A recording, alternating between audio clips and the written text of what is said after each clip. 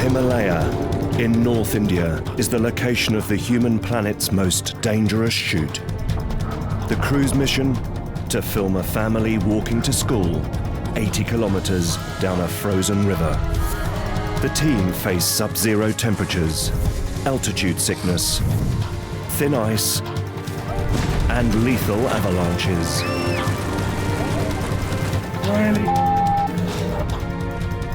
Filming this sequence pushes them all to the edge. It's a journey they'll never forget. Director David Marks's body is tested to the limit. That was intense. The ever-changing conditions stop cameraman Robin Cox from filming. It really doesn't look good for us getting back at the moment. And soundman Nick's sense of humour gets a serious reality check. There is a dead person in the toilet block over there.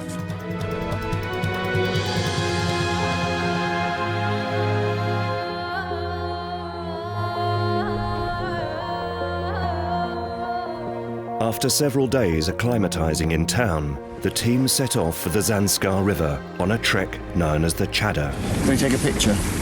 How's it looking? It's looking stunning. Yes. Looking amazing. They're already a day late because David, the director, hasn't been well. I had quite a bad fever all through the night, and I didn't think it was a good idea to start the trek. I've got a pretty horrendous cold that I'm fighting off. I'm just soldiering on. The team's plan is to trek from Chilling 7 days along the frozen Zanskar River to Zanglar village. Here they'll start filming the family as they walk the 80 kilometers back again. The crew's first problem is that they're trekking at an altitude of 3,200 meters, surrounded by the highest mountains in the world.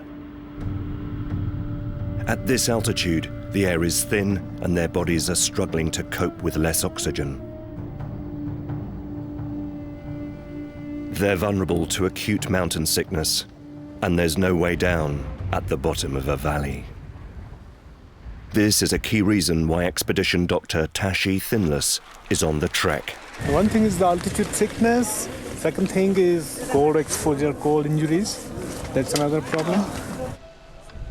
The reason the frozen river is used as a highway is that mountain roads are closed by snow in the winter. But the team soon find out it's an unpredictable beast. Within 5 minutes, they're drenched. The medical kit's halfway down the cross in the slush. It's not a good sign. We're all a little wetter than we expected. I think we're going to have a bit of a chat about safety as well. Safety? What safety? Soundman Nick Reeks is the joker in the team, and he needs to be. I went into there. I wasn't expecting that at all. No. This guy's going for it. We've just reached a position where the ice has melted. I just spoke to the guide and he said that this kind of thing can happen within half an hour. The ice can reform or the ice can melt. So if we came back here later this afternoon, it could be a completely different story. And there's no way to continue other than climb up over the rocks.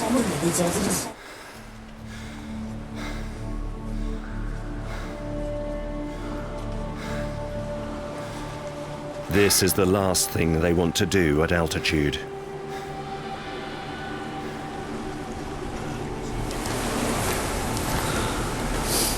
It's only a small climb, but at altitude it really takes it out of you.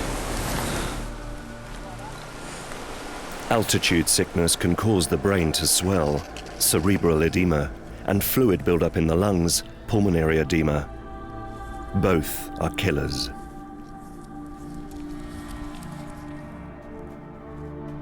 Symptoms include headaches, coughing, and loss of balance. David has been showing some of these signs. The team are soon in no doubt about how serious altitude sickness can be. So we've just passed a group of Belgian tourists who are making a memorial up there on the hill. A Belgian trekker died here 10 days ago from altitude sickness. had a bad night, had a bit of a fever, a bit of a cough. Just sat down and was dead 5 hours later. With altitude sickness, the idea is to get as low as you can, as soon as you can. You're at the bottom of a river valley here and there's nowhere you can go. So it's a bit of a sobering reminder of the conditions we're in, and a reminder to take it easy a little bit and be a bit more careful. The doctor finds out exactly what happened. The way he presented was more like this pulmonary edema problem. But he had a thrombosis of this cerebral sinus. This guy that died? Yeah. Thrombosis? Yeah. Like a blood clot? Blood clot, yeah. In his brain?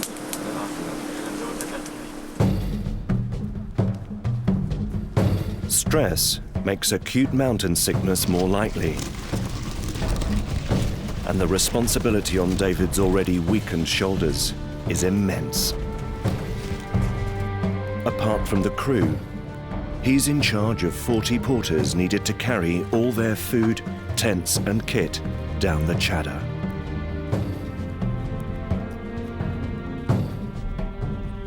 That night, everyone warms up around the fire for supper. But David's lost his appetite.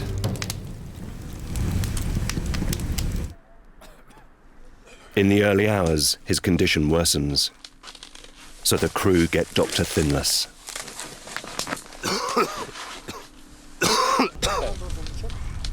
My heart rate was 125 last night when we checked it with the doctor, and I was getting a little bit worried because that's a sign of pulmonary edema, which is a killer. So I did freak out a bit about that, but my heart rate's down to 95 this morning, and my cold's a bit better, and I'm good to go. Human Planet cameraman Robin Cox has worked in over 50 countries. But even with his experience, the Chadha trek is already proving to be the toughest of his career.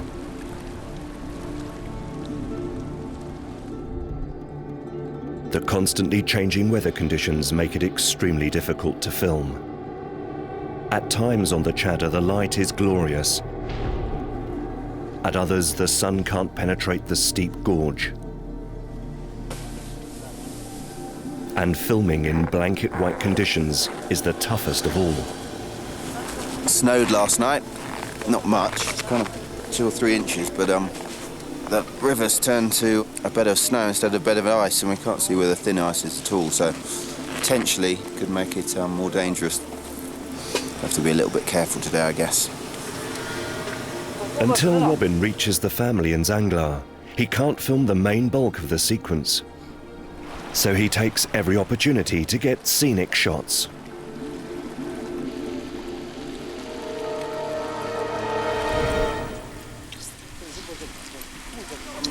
Robin and the crew stop when they spot the tracks of the most elusive predator of the Himalaya. It's come down the rock and the other one come.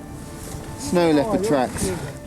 There's a trail coming down from the rocks there. One came from that direction, the other one's obviously joined it straight down that sheer cliff.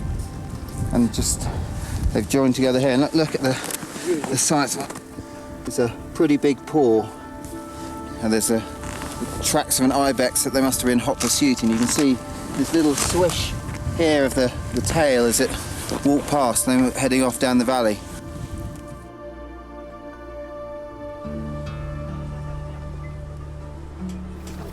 After a long day trekking, socks need to be dried and water collected before the team can gather round the fire. Now that David's recovered, they can relax properly.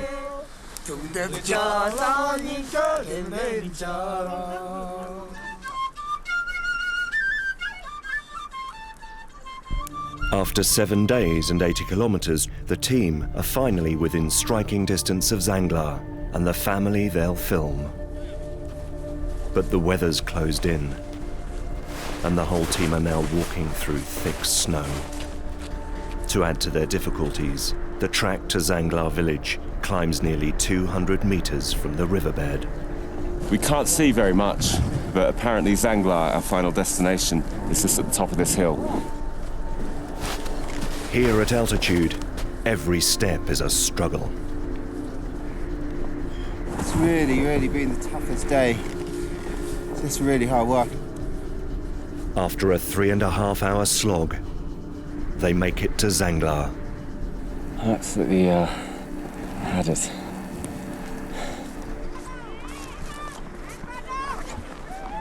There's no way on earth we would have made it without the porters. I mean, they're all, each of them carrying probably 3 to 5 times the weight we're carrying. Tough guys, very tough people indeed. Enough respect.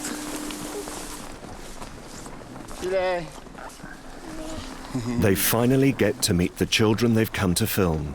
Chosing, Dolkar, and the family's yak. This is it.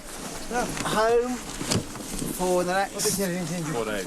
Or till the snow stops. Once in Zanglar, the crew have time to recover and plan the journey back. But the snow keeps falling, increasing the chance of avalanches. They're stuck. 10 days pass. By now, the team should be finishing their return journey, not sharing the local brew. They wait impatiently for a break in the weather. Finally, cold, clear skies appear. The team film Dolkar, Chosing, and their father Stansin setting off. At the river, Stansin and the crew check out the ice.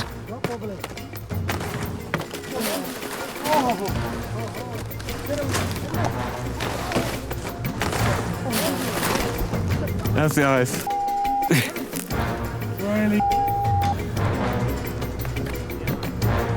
But when even the experienced guide, Chitta, falls through, it's obvious that the river is too dangerous to walk on.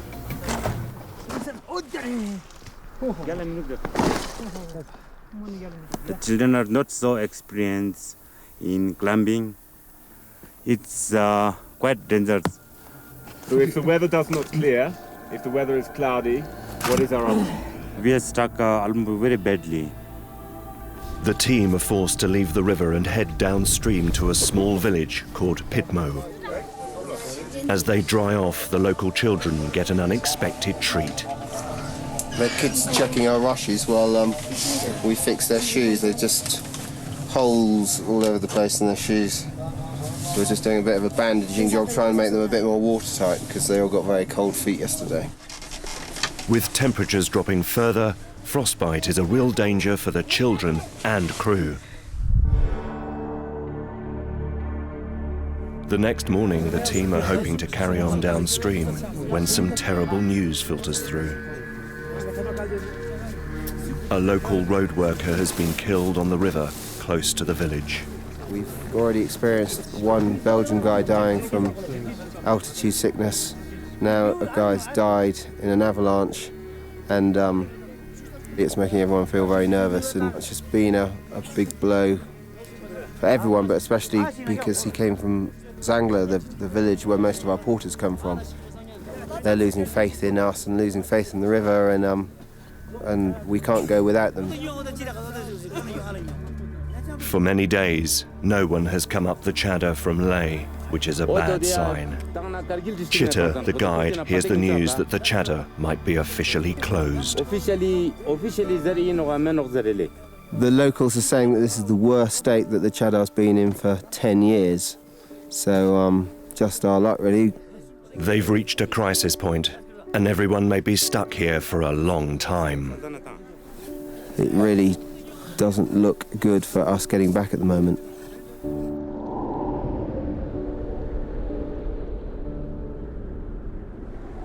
After 3 cold nights, the river starts to harden, and the whole team agree to push on again. They're now desperate to film with the children on the ice, but only if the river is safe. It's completely smashed to smithereens. I remember this bit of rock because it was pretty, and now it's just like a ice machine. They're forced to detour again, up a recently cleared bit of road. We've actually used the road that they're building, and they've been clearing the road actually for the purposes of taking a body out. The porters are very worried. wasn't exactly good for their spirits, and they took some persuasion really to make them continue on today. A few of them just said we're not going any further, and Cheetah, our guide, has managed to talk them round. It's absolutely crazy. We've been 18 days, that's since leaving Leh, and it must be nearly 25 days or so since we left the UK. I've never been this long waiting to start filming before. It's really frustrating.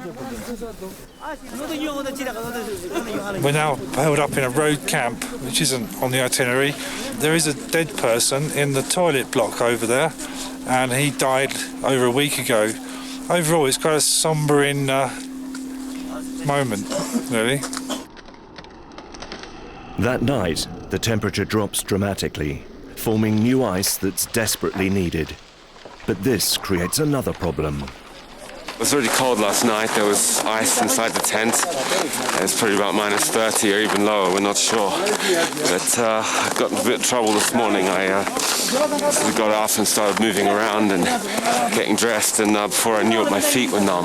Right one slowly coming back, but I've just had to run up and down on the spot for the last half an hour. Just get circulation moving. It's a little bit scary. We're busting some moves, aren't we, Stanton? Yeah. Like this one. Yeah. Good. And two. And one. Okay. All right. And relax. Extreme workout. On the trek, David's feet continue to be a concern. I can vaguely feel them, but they're definitely numb compared to the other three. You've got frost nip, I expect. Yeah, that's exactly what I've got. They're not cold though, no? They're not very cold at all. Well, a little bit, but not. You see how white they are compared to the others? They're tingling, which is a good sign, isn't it? Yep, they'll get really painful in a minute. Will they? Ow! But David's not the only one in trouble. The doctor's down the line, helping out the team's stills photographer. My walking boots got wet, and I tried to dry them by putting them near a fire. And the leather and the Gore-Tex seemed to contract and made the boots a size smaller than they were. If your shoes are wet and you're in frozen conditions, you can't feel anything inside the shoes, and how easy it is to get injured. You may lose the skin of this part And the nail. and perhaps the nail, but new skin should grow, hopefully. But even a quick medical stop is fraught with danger here. Danger away. Danger way. Yeah. We shouldn't stop too long. Our little foot warming session's been cut short because we've been told we're sitting down in a high avalanche risk location. As the team cross the area close to where the road worker died, everyone takes special care. Evidence of avalanches are all around them. How many avalanches have you guys passed, guys? More than 10. More than 10. So it's a relief to get through. Some big, some small. They stop for lunch, and an avalanche hits.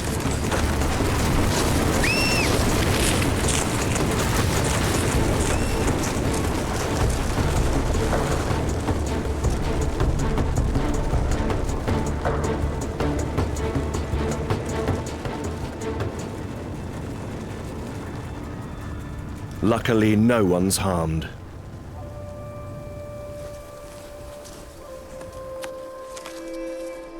The team continue down the river.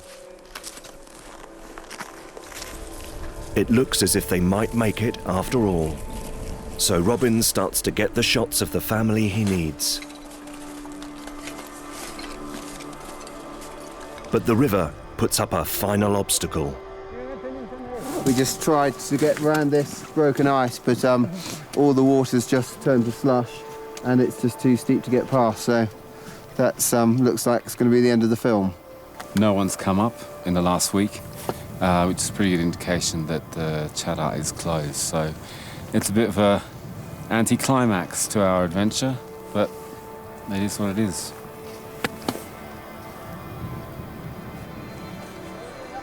Dejected, the whole expedition stops, and prepares to camp for the night.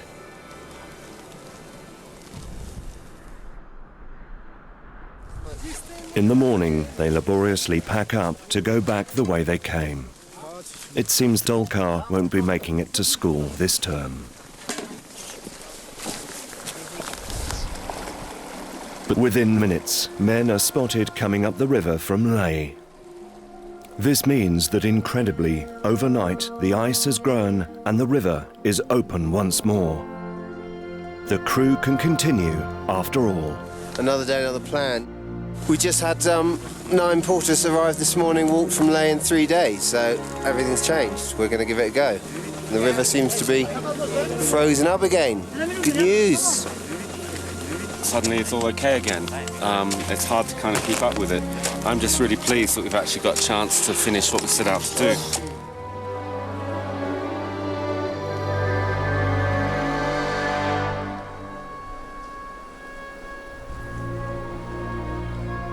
It's a month since the team left the UK, but now they have flat ice ahead of them and sunshine above. So it's time to knuckle down and film the rest of the sequence. Dolkar, can I have a clap, please? Thank you. Action. Each part of the sequence requires concentration from the crew.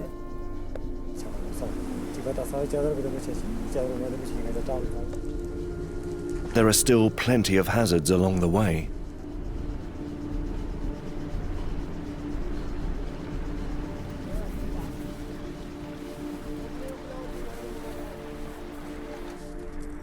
When they reach their final day on the Chadder, the crew can't quite believe that they've pulled it off with everyone safe and sound.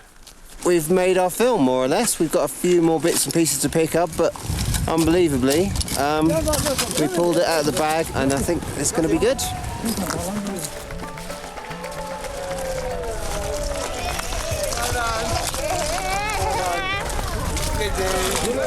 Hey, Murab, give us a hug.